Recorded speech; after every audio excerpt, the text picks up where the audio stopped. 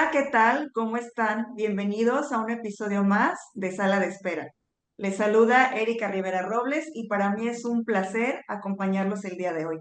Bienvenidos a todo el personal de salud y bueno, el día de hoy es un programa sumamente especial para todo el equipo de Medical Legal Center, para una servidora, porque tenemos a un invitado muy especial. Él es el licenciado Abraham Amiud Dávila Rodríguez, director general de Medical Legal Center. Abraham, ¿cómo estás? Bienvenido. Hola Erika, ahora de este lado, muchas gracias, muchas gracias. Ahora de este lado, Abraham, como invitado, nuestro invitado especial.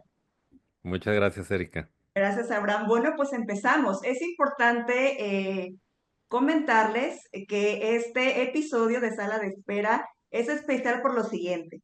Primero, teniendo a Abraham como nuestro invitado y también anunciarles que Abraham está como candidato para ministro de la Suprema Corte de Justicia, ahora que se presenta esta oportunidad por la reforma del Poder Judicial. Entonces, coincidimos en que no podía ser anunciada esta noticia en otro lugar que no sea en su casa, en tu casa, Abraham, que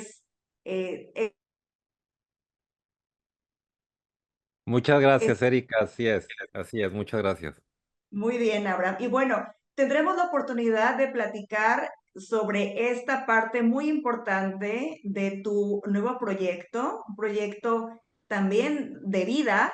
Entonces, ya llegaremos a este punto, pero antes, si me permites, creo que es muy importante también que toda la gente, no nada más todo el sector del gremio médico que ya ha tenido oportunidad de conocerte, en la parte profesional. Sin embargo, la parte humana, la parte personal, creo que es vital poder conocer un poco de ti, poder saber cuáles son tus bases, cuáles son tus convicciones y qué es aquello a lo largo de tu vida que te ha llevado a ser Abraham Dávila, el Abraham de hoy.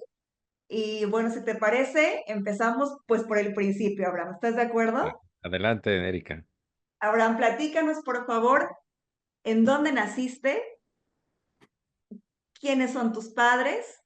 ¿Cuántos hermanos tienes? ¿Qué número ocupas en esta línea de hermanos? Yo ya lo sé. Muchas gracias Erika. Bueno, pues sí, yo nací en la Ciudad de México de manera, digo, accidental, porque siempre me formé en la ciudad de Guadalajara. De muy poca edad vine con mis papás, que ellos son de esta parte, y bueno, soy el más chico de cinco hermanos, Judith, Raquel, Olga María, Jacob y un servidor. Ok, perfecto, muy bien. Entonces, naciste en Ciudad de México. ¿De quién eres hijo, Abraham? De mi papá, el papá de mi mamá, Salvador y Olga, sí. Y Ok, él sí, un empresario del sector del transporte foráneo, mi mamá una ama de casa ejemplar. así es. Me interesa, bueno, nos interesa conocer un poquito más a fondo de esto. Comentas que tu papá, empresario de este sector muy importante, y sé también, Abraham, que tu participación directa y activa con una etapa de tu vida eh, te marcó directamente. Tú estuviste muy de cerca trabajando con él, Abraham, y sé que la relación con tu papá fue muy estrecha y que él fomentó en ti los valores que hoy por día llevas contigo, ¿no? Bueno, tuve una gran oportunidad de tener unos papás ejemplares. Digo que yo no conozco papás perfectos, entonces tienes una oportunidad de quedarte con las cosas buenas o con las malas. Yo elegí quedarme con las cosas buenas. Y bueno, el tema de la honestidad, honorabilidad es algo que ha marcado mi vida en cada momento. Seguramente, particularmente en la profesión de abogado te encuentras, pero es un tema de vida. No es exclusivo de la profesión de abogado, en cualquier profesión te encuentras con grandes disyuntivas, particularmente en los caminos cortos, pero a veces no adecuados, o el camino largo, pero el correcto. Y siempre he elegido el segundo, o sea, el camino largo, a veces largo, no siempre, pero sí el correcto, porque el que es el que te lleva a estar siempre tranquilo contigo mismo. Y una de las cosas que son fundamentales en un ser humano es estar tranquilo, tranquilo consigo mismo. Hoy en día, aspiro efectivamente al cargo de ministro de la Suprema Corte de Justicia de la Nación y no puedo aspirar a llegar a este cargo sino de una sola manera, que es haciendo las cosas bien. Es un ejemplo de trayectoria. No puedes dejar, Erika, y te lo he platicado, no puedes dejar de ser ministro un momento. Se es 24 horas. Y así como hoy en mi labor y función que desempeño, soy un hombre de 24 horas congruente con lo que hago 24 horas, igual. Digo, no me imagino haciendo otras cosas que no sean las propias del cargo. El profesor de universitario también es una elección de 24 horas. No puedes ver a un profesor que es un ejemplo de sus alumnos haciendo cosas indebidas fuera de sus horarios de trabajo. O sea, es 24 horas en la vida. Entonces, hoy en día es un compromiso eh, que lo hago con mucho gusto y lo hago por mi país. Así es. Me queda muy clara esta parte, Abraham, que uno de tus pilares en tu vida es la congruencia y lo hemos platicado en múltiples ocasiones, ¿no? Entonces, sé, Abraham, que viviste una temporada, digamos, breve en Ciudad de México, regresando a tu historia de vida, a la parte humana de Abraham. ¿Y cómo es, Abraham, que haces este cambio de Ciudad de México a Guadalajara, que es donde actualmente radicas y has formado toda tu vida? Sí, bueno, como sabes, llegué, bueno, muy, muy chico y bueno, muchas anécdotas de vida. Siempre desde muy pequeña, muy corta edad, desde primaria, mi mamá me llevaba a la escuela junto con todos mis hermanos.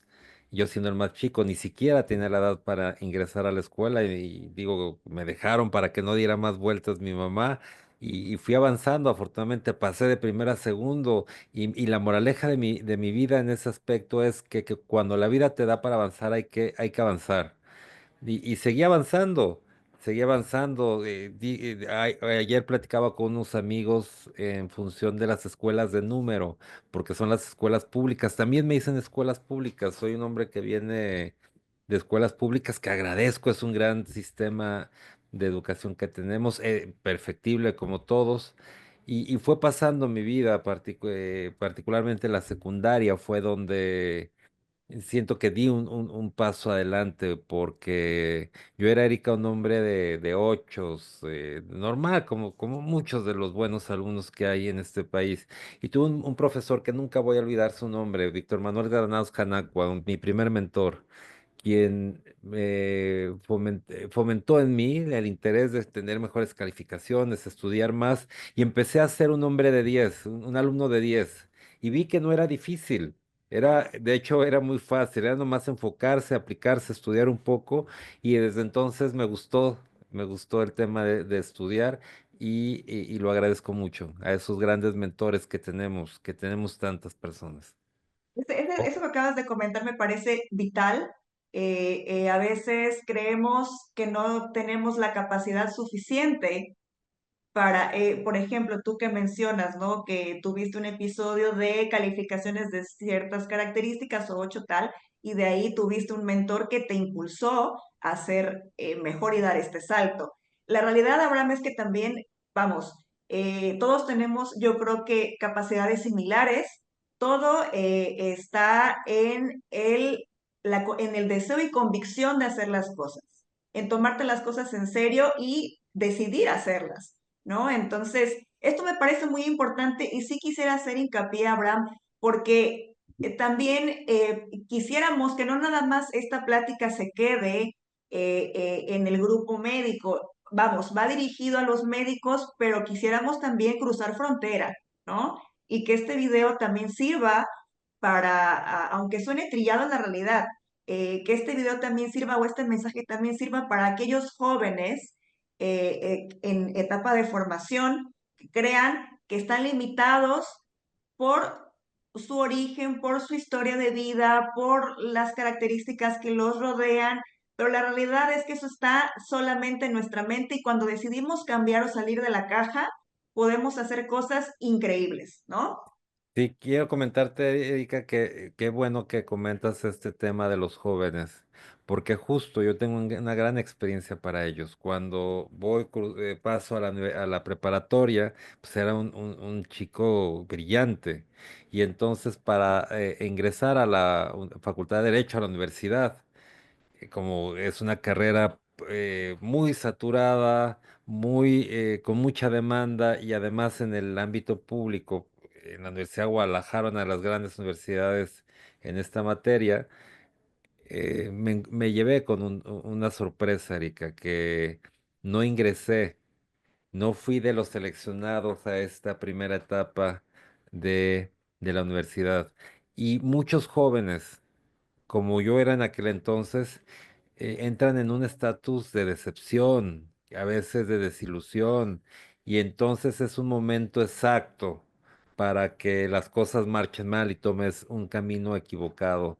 Yo quiero llamar a todos esos jóvenes para decirles que eso no debe funcionar así. En aquel momento, claro que me sentí igual que estos jóvenes que les ha pasado y no soy el único. Pero tenía dos opciones. Una opción era ir por un camino equivocado y la otra era ponerme a trabajar. Y ese tiempo, lo recuerdo muy bien.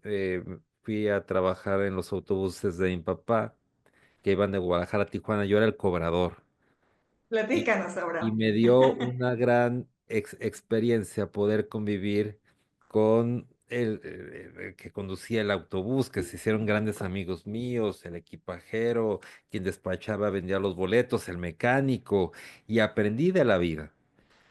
Hoy puedo decir que gran parte del background que me da en estos momentos la vida, lo aprendí en momentos como eso, donde tienes la facilidad de poder comunicarte, de sentir, de vivir lo que mucha gente vive, que en las escuelas y en otros lugares no se vive. Y hoy en día, bueno, grandes amigos de entonces todavía, pero eso me dio, Erika, un gran aprendizaje. Yo quiero mandar un mensaje a todos estos jóvenes que viven por una situación similar en universidades públicas, que no ingresen a universidades públicas, que tienen muchas oportunidades, que ahí no se cierra la puerta. Y bueno, volví a hacer este examen y bueno, ahora sí pude ingresar, pero es un momento que no debe de mal utilizarse. Tiene que bien utilizarse ese tiempo y aprovechar esa circunstancia para generar más conocimiento e ir más preparado a la universidad. Exacto, así es, Abraham, y me da mucho gusto que des este mensaje muy, muy importante para los jóvenes y no tan jóvenes que también a veces pasamos por estas etapas, ¿no? Bueno, pero siempre hay que avanzar y la decisión está en cómo percibes las cosas, ¿no? De acuerdo. Y bueno, Abraham, entonces, cuéntanos por favor cómo decides inclinarte por la carrera de derecho. ¿Cuáles eran tus opciones? ¿Tú te veías a lo mejor siempre como abogado, te veías como médico, como ingeniero? ¿Cómo decidiste tomar esta decisión? Fíjate que igual me hubiera gustado, la segunda carrera que hubiera estudiado sin duda hubiera sido arquitectura. Me gusta el tema de la construcción, siempre construir. Y había una característica que en épocas anteriores pues, y sucedió después, las personas me tenían confianza en mí, depositaban su confianza, me platicaban, me elegían de concejal, de jefe de grupo, y yo percibía que cuando algunos compañeros tenían discusiones, problemas, confiaban en mí. Ambos confiaban, o estos que tienen estas problemáticas, confiaban en mí para poderles ayudar a encontrar una solución. Y por eso elegí la carrera de derecho, porque cuando alguien confía, es difícil confiar en las personas. Y cuando Claro. alguien deposita la confianza en ti y cree en tu buen juicio, te hace ver que tienes una gran responsabilidad con una sociedad. Y es por eso que elegí la carrera de derecho. Fíjate qué interesante esa parte, Abraham. Lo relaciono muchísimo, te voy a platicar, con la carrera de medicina. y la de derecho. Fíjate, una persona llega al médico en su gran mayoría no por gusto, sino por una necesidad. Entonces ya estamos hablando de que esta persona, este paciente, se acerca al médico en un estado de vulnerabilidad, ¿no? Porque tiene una patología, una enfermedad. Así como esa persona que se acerca al abogado también está vulnerable porque tiene un problema. Entonces, el hecho de dar toda tu confianza al abogado para que te ayude a resolver este problema, fíjate qué importante. Entonces, Sí, depositas algo muy valioso. exacto, exacto. Entonces, ya esta es una característica que tú identificaste desde muy temprana edad, ¿no? El tema de la confianza que depositaba la gente en ti, ¿no? Muy Así bien, es, Abraham, Erika. muy bien. Y estudiaste tu carrera en Guadalajara y me interesa mucho. Sé que hay muy pocos abogados en nuestro país, al menos, que se especializan en la parte médico-legal. ¿Cómo Sí. llegaste a este punto, Abraham, de especialización? Antes, Erika, quiero platicarte que también un Sí, consejo que les doy ya a quienes están en universidad es que trabajen mientras estudien. No todo se aprende en la carrera. Tienen que combinarlo. Es un consejo que yo les di a mis hijos y se lo sigo dando a quien conozco. Hay que combinar trabajo con carrera. Y en aquel entonces tuve la oportunidad de trabajar en un juzgado de distrito, juzgado federal, donde también tuve grandes mentores. Gente, estuve hace un poco tiempo, digo, unos días con ellos. Recuerdan, digo, me tocó Erika coser expedientes. Me tocó la ok, transición de las máquinas de escribir a las computadoras, donde creían que a mucha gente le iban a dar las gracias. Estuve en ok, el área de amparos, particularmente viendo el proceso, la sustanciación del juicio de amparo, en un poder judicial en donde dicen de la vieja guardia, la vieja época, porque aprendíamos, bueno, no podías tener un error de ortografía, mucho orden, tus acuerdos tenían que ser perfectos. En aquel entonces no había consejo de la Judicatura Federal. Las visitas que te hacían de revisión de tu juzgado las hacía directamente el ministro de la Corte. A mí me tocó el ministro Luis Fernández Doblado. Y fue una experiencia increíble porque gran parte de lo que aprendí de amparo, mis bases se dieron en ese juzgado de distrito. Posteriormente, mientras era estudiante de la carrera de Derecho, yo estaba en el noveno año, en el noveno semestre me daba la maestra Shivia Irina Yayue Soto. Ella era secretario de juzgado, posteriormente magistrado de circuito, y cuando cruzamos a décimo semestre me pidió que fuera su auxiliar, su sustituto en noveno semestre. Entonces, el amparo siempre fue, digo, mis compañeros de aquel entonces me decían el señor de los amparos, porque siempre ante cualquier situación en el que se planteaba en la escuela, yo quería resolverlo con un juicio de amparo. Y esto me llevó la vida posteriormente. A enfocarme al tema del derecho sanitario, a atender a médicos. Y te voy a platicar por qué, Erika. Hay muchos ramos en el ámbito del derecho, pero hay uno que es el de los médicos, que se ha convertido en mi pasión, en mi vida. Mi primer llamada es con un médico, mi última llamada es con un médico. Mis amigos son médicos, tú eres médico. Muchas personas importantes en mi vida han sido médicos. Y les he dedicado mi vida porque no es lo mismo defender o atender casos donde sabes que las cosas no estuvieron bien o existió una mala intención o existen trampas, etcétera, que atender, defender a alguien que la naturaleza misma de su profesión lo lleva a salvaguardar una vida. La comunidad médica tiene esa virtud. Su objetivo siempre es preservar, mantener, conservar la vida. Y si bien es cierto, hay cosas impredecibles porque la medicina no es una ciencia exacta, me siento muy tranquilo en mi vida defendiendo a médicos. Y si en algún momento se comete un error, no digo que no ocurran, pues se tendrán que indemnizar, pero me siento tranquilo porque nunca hay una mala intención. Y, y por eso me enfoqué al área de los médicos. Te reitero, ha sido mi pasión, lo hago con mucho gusto y lo hago casi desde hace 30 años. Así es, Abraham. Y en ese sentido, siguiendo en esta misma línea, ¿cuáles consideras, Abraham, que han sido los retos o los grandes retos en esta área médico-legal para ti?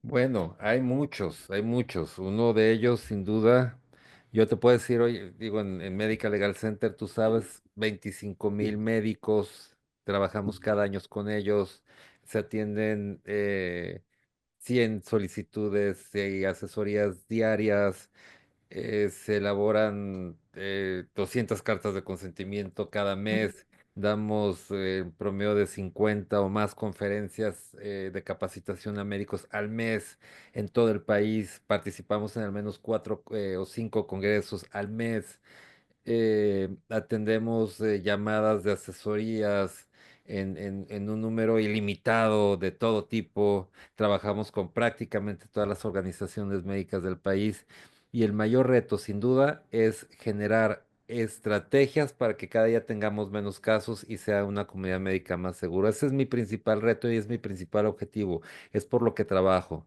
Hay, lamentablemente, quienes los menos que toman decisiones no en favor de sus grupos médicos, sino en favor de intereses económicos o políticos. Y eso en medicina, pues no tiene, se ven los resultados, quienes llegan a confiar en gente que, que pues tienen intereses diferentes a los legítimos de la comunidad médica. Pero bueno, afortunadamente son las menos agrupaciones hasta hoy. Hay agrupaciones con las que trabajamos con un feeling muy interesante porque trabajamos de manera honesta, trabajamos, o sea, realmente trabajamos. Y es lo que tiene que buscar la comunidad médica. Que el día que la comunidad médica tenga eso muy claro y actúen en función de estos valores y no en función de otros intereses, será sin duda poderosísima la comunidad médica. Así es, Abraham. Y fíjate, no me quisiera separar de la línea que estamos siguiendo, sin embargo, sí quisiera hacer un paréntesis en todo esto, porque algo que caracteriza a Abraham Dávila es el compartir el conocimiento, ¿no? No nada más sé que eres profesor de diferentes universidades o has sido profesor de diferentes universidades, pero también en la parte médica, Abraham. Siempre he tenido este concepto tuyo de compartir y educar al médico, ¿no? Y bueno, lo más que hago es compartir mis experiencias. Y bueno, como tú sabes, tenemos muchos canales. Digo, que me quieres comentar? Yo creo que te interrumpí. No, adelante, por favor. Bueno, como bien sabes, ahora en la pandemia tuvimos uno de los grandes retos. Incluso estuve propuesto para un reconocimiento de la medalla Belisario Domínguez por el Senado de la República, propuesto para quienes habían llevado mejores acciones, particularmente en la pandemia. Y uno de ellos, sin duda, fue crear nuestro webinar en YouTube. Recuerdo que iniciamos una semana con temas de aspectos legales y fue una transmisión ininterrumpida durante más de 8 meses, todos los días a las 8 de la noche. Y eso habla de un gran compromiso, habla de mucho trabajo, mucho esfuerzo, mucho sacrificio, pero lo hicimos por el bien de la comunidad médica. Y recuerdo, digo, nuestra mayor reproducción nuestro video fue de 2 millones de visitas que nos los bajó YouTube y nos lo bajó porque decía la entrevista con una doctora que ¿Mm? no les interesaba mucho que se conociera, pero tenía más de dos Sí, millones de reproducciones. Y recuerdo que había médicos que me decían, Abraham, yo para atender los casos de COVID veo tus programas, porque veo no solamente el de mi especialidad, el lado de mi especialidad, veo el lado del cardiólogo, del angiólogo, del neumólogo y veo de un aspecto global la atención de COVID. Bueno, además tuvimos invitados Marcelo Ritner, maravillosos. a Sí, muchísimos empresarios que les daban información de qué esperar en el futuro, Manpower. Les trajimos gente de primer nivel. Hoy en día tenemos casi 1000 videos generados de contenido para la comunidad médica y es una labor entre tantas que hacemos propositivas. Por eso digo que mi segunda carrera hubiera sido arquitectura porque me gusta construir. Cuando veo, Erika, gente que destruye, que, que en lugar de construir destruye, me da tristeza ver cómo se puede vivir en la destrucción y no en la construcción de cosas armónicas.